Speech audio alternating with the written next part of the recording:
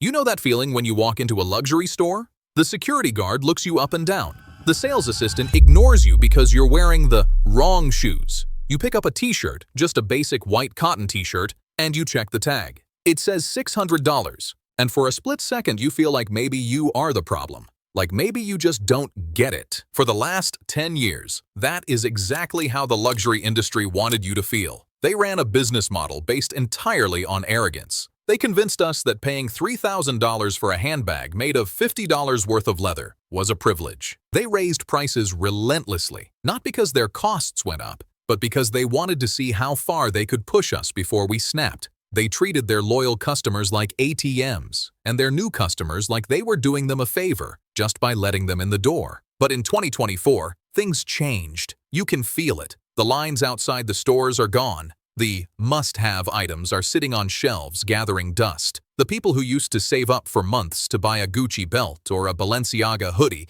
have just stopped caring. And the result?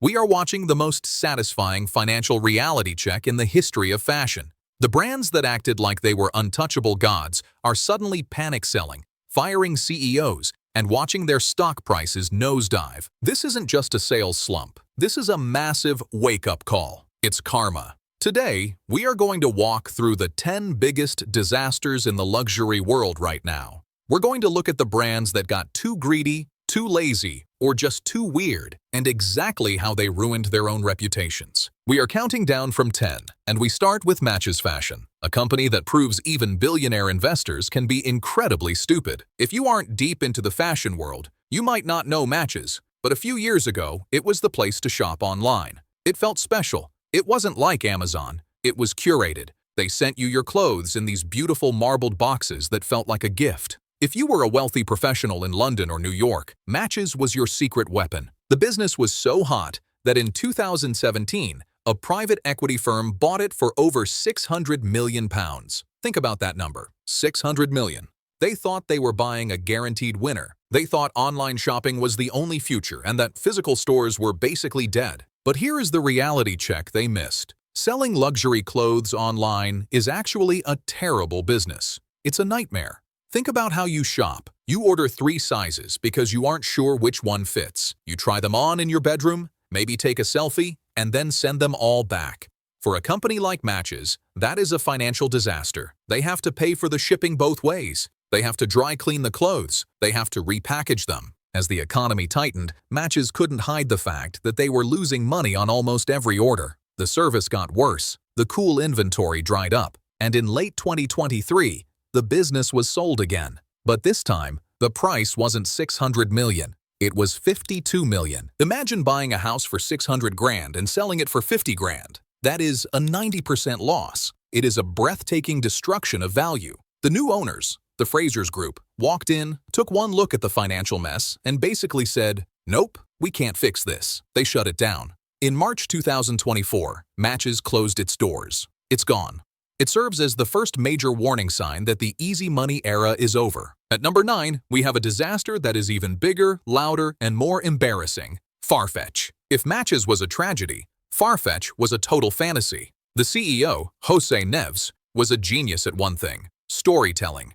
He told Wall Street that Farfetch wasn't a shop. Oh no, that's too boring. He said it was a technology platform. He told investors they were the Amazon of luxury. And because tech stocks were booming, everyone believed him. During the pandemic, when we were all stuck at home buying things to feel something, Farfetch was valued at $23 billion. With that kind of money, you could buy a small country. But instead of building a sustainable business, Farfetch spent money recklessly. They bought a sneaker resale site called Stadium Goods for $250 million. They bought a brand group in Italy for almost $700 million. They threw parties. They launched beauty lines. They acted invincible. But beneath the hype, the business was rotten.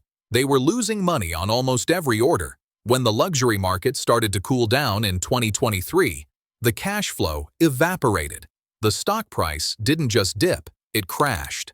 It went from over $70 a share to literally pennies. It was trading for pocket change. In December 2023, they were days away from bankruptcy. They had to be bailed out by Coupang, a giant Korean e-commerce company, for $500 million. That sounds like a lot, but remember, they were worth $23 billion. The most brutal part? The deal was structured so that the shareholders got zero. Absolutely nothing. If you worked there and had stock options, they were worthless. If you were a regular person who bought shares believing the hype, you lost everything. It is the single biggest financial loss in the history of online luxury. And it proves that you can't just use buzzwords like tech platform to hide the fact that you're losing money. Moving to number 8 is Mulberry, the perfect example of a brand that abandoned its own fan base. Mulberry is a British classic. 10 or 15 years ago, they owned a specific slice of the market. They were the entry-level luxury brand. They weren't cheap, but they were reachable. If you got your first big promotion or a nice bonus, you went out and bought a Mulberry bag for maybe $800 or $900. It was a status symbol for the professional class, doctors, lawyers, marketing managers. But then, the executives at Mulberry got jealous. They looked at brands like Gucci and Celine selling bags for $3,000, and they said, "We want that money." They decided they didn't want to be affordable anymore. They wanted to be exclusive, so they started raising prices aggressively. That bag that used to cost $900, suddenly it was $1,200, then $1,500, then pushing $2,000. This was a massive strategic error. Mulberry abandoned the very people who made them famous, the upper middle class. And here is the thing about the economy right now. The upper middle class is getting squeezed. Their mortgage rates have doubled. Their grocery bills are up 40%. They are looking at a $2,000 handbag from a brand that hasn't really done anything cool in 5 years. And they are saying, absolutely not. At the same time, the truly wealthy customers, the ones who don't look at price tags, aren't buying Mulberry. They are buying Hermes. They are buying Chanel. Mulberry trapped themselves in the middle. They became too expensive for their fans and not prestigious enough for the snobs. The financial results are a disaster. Sales are down 19% this year. They are losing millions. They just fired their CEO, but the damage is deep. Unless they swallow their pride and lower their prices back to reality, Mulberry is going to fade into irrelevance. Coming in at 7 and 6 are Michael Kors and Versace, two icons that are currently dragging each other down. These brands are owned by a massive American company called Capri Holdings. The story of Michael Kors, our number 7, is a lesson in how to destroy a brand by being too popular. A decade ago, Michael Kors was everywhere. You couldn't walk through a mall or an airport without seeing that gold MK logo. Every woman had a tote bag or a watch, but they got greedy. They opened stores on every corner. They flooded the outlet malls with cheap versions of their bags. When you see a brand in a discount bin at TJ Maxx every single day, your brain stops seeing it as luxury. You see it as merchandise. You stop aspiring to own it. Michael Kors trained their customers to never pay full price. Now, nobody brags about their Michael Kors bag. They hide it. The brand lost its cool. And once that is gone, it is almost impossible to get back. The real tragedy, though, is what this company did to Versace, our number 6. Capri bought Versace for $2 billion in 2018. They promised to turn it into a global powerhouse. But instead of protecting the Italian glamour and the exclusivity, they gave it the Michael Kors treatment. They Americanized it. They started pumping out cheap t-shirts, endless accessories, and diffusion lines. They tried to scale Versace like it was a fast food franchise. It didn't work. Customers aren't stupid. They can feel when a brand loses its soul. In the most recent quarter, Versace sales dropped by nearly 30%. That is a catastrophic number. A 30% drop for a major luxury house is unheard of. It means people are actively turning their backs on the brand. The stock price of the parent company, Capri, has collapsed by 50% this year. They tried to sell themselves to the owners of Coach, but the government blocked the deal. Now, both brands are drifting, heavily discounted, and desperately trying to figure out why nobody wants them anymore. Number 5 is a sad one, but it's a necessary reality check. It's the empty shell of the luxury world, Off-White. Off-White was never really a traditional brand. It was the personal creative diary of one man, Virgil Abloh. Virgil was a genius. Whether you liked his clothes or not, you have to respect what he did. He forced the stuffy old European luxury houses to respect streetwear.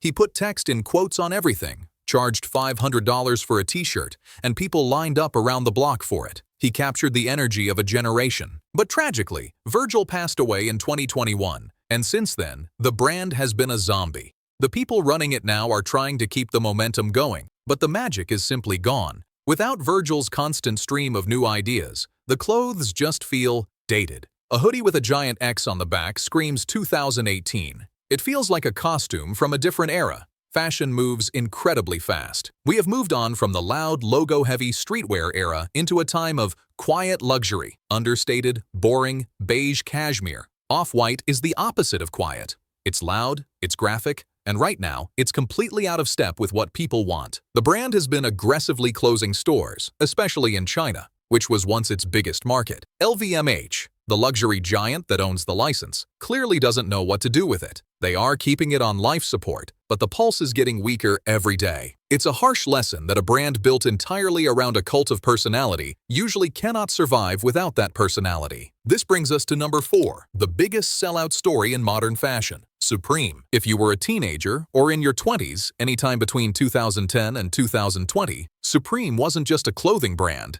It was a religion. The entire business model was based on saying no. They made fewer products than they could sell. They made it incredibly hard to buy. You had to line up on Lafayette Street. You had to refresh your browser in 3 seconds. You had to pay a reseller 5 times the retail price. That struggle was the point. The struggle made it cool. Then, in 2020, the founders cashed out. They sold Supreme to VF Corp, a massive, boring corporate conglomerate that owns brands like Vans, Dickies, and the North Face. VF Corp paid over $2 billion for Supreme, and immediately, they did what giant corporations always do. They tried to squeeze every penny out of it. They needed to make their money back, so they started making more product. They opened huge, shiny flagship stores in expensive locations. They updated the website so it didn't crash. They killed the scarcity. Suddenly, you didn't have to fight to get a Supreme hoodie. You could just walk in and buy one on a Tuesday afternoon. And the moment it became easy, it became uncool. The cool kids moved on. The resale market, which drove all the hype, collapsed because there was too much supply. In 2024, VF Corp finally admitted defeat. They sold Supreme to an eyewear company for $1.5 billion. Do the math. They bought it for $2.1 billion, ruined it, and sold it for $1.5 billion. That is a loss of $600 million in 4 years. They took the coolest brand on earth, turned it into a mall brand, and lost a fortune doing it. It's the ultimate proof that you cannot corporate manage cool. At number 3, we have the most embarrassing strategic failure of the year, Burberry. Burberry is British royalty. They have been around for over 100 years. They invented the trench coat. They have a very specific lane, classic, reliable, expensive, but practical luxury. If you bought a Burberry coat, you knew you were going to wear it for 10 years. But the executives at Burberry got bored of being reliable. They looked at the billions being made by Dior and Chanel, and they decided they wanted to be high fashion. They didn't want to sell nice coats to rich moms anymore. They wanted to be avant-garde. So they hired a new creative team, and crucially, they jacked up the prices. A standard trench coat, which used to be an expensive but justifiable purchase at $1,500, shot up to $2,500, then $3,000. They filled the stores with weird, bright yellow leather bags and strange patterns that nobody asked for. They alienated the guy who just wanted a nice coat for work, hoping to attract the fashion influencer who thinks Burberry is boring. They ended up with neither. The new stuff didn't sell, and the old customers felt insulted by the price hikes. The sales numbers fell off a cliff. The stock price lost more than half its value in a single year. In September 2024, the ultimate humiliation happened. Burberry was kicked out of the FTSE 100 index. For a British company, this is like being relegated from the Premier League. It is a public admission of failure. They have since fired the CEO and are frantically trying to lower prices and bring back the basics. But once you tell your customers they aren't good enough for you, it's really hard to get them back. At number 2, we have Balenciaga, a brand that taught us the hard way that there really is such a thing as bad publicity. For years, Balenciaga was the troll of the fashion industry. Their strategy was basically to make fun of us. They released products that were intentionally ugly or stupid, charged a fortune for them, and laughed while people bought them.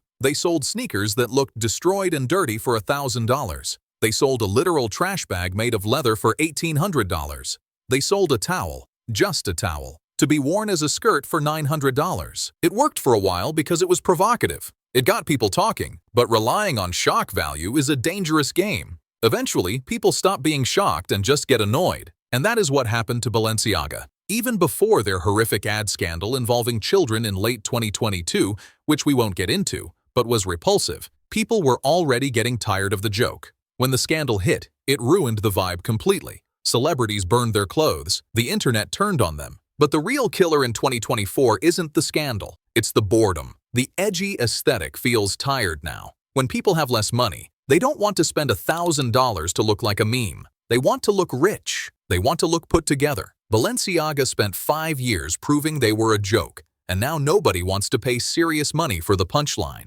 Sales are dragging down the entire parent company, and there is no clear path back to respectability. And finally, at number 1 is Gucci, the biggest crash of them all. This is the brand that defined the last decade of luxury, and now it is dragging the entire industry down with it. If you want to understand why the luxury market is collapsing, look at Gucci. For years, this brand was a money printer. Under their previous designer, they had a look that was fun, loud, and young. Everyone wanted a Gucci belt. Everyone wanted those loafers. It was the uniform of the new money. But the executives at Kering, the owner, got greedy. They looked at the margins of Hermes and Chanel and said, "We want that." They didn't want to sell $400 belts to Gen Z kids anymore. They wanted to sell $10,000 handbags to the ultra-rich. They wanted to elevate the brand into the stratosphere. So they fired the designer who made them billions. They hired a new guy to make boring, minimalist clothes. And they raised prices aggressively.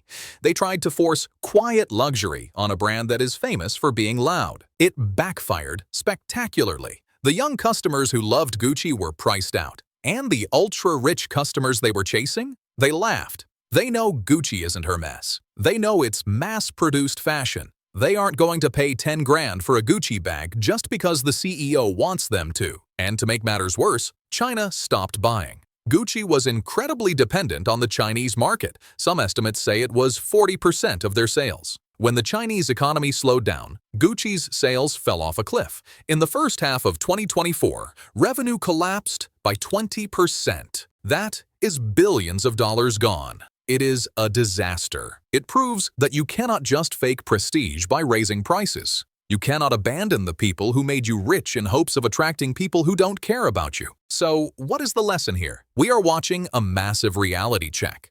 For 10 years, these brands treated us with contempt. They raised prices because they could. They cut quality because they could. They sold us hype instead of value. But the consumer finally snapped. The days of easy money are over. The days of buying a $500 brick or a $1,000 polyester hoodie are over. If you have been holding off on buying these brands, wait a little longer, because the desperation is setting in. The discounts are coming. The outlets are about to be flooded. Karma is real. And for the luxury industry, it just walked through the front door wearing a clearance tag. This is Billion Grail. Subscribe for more.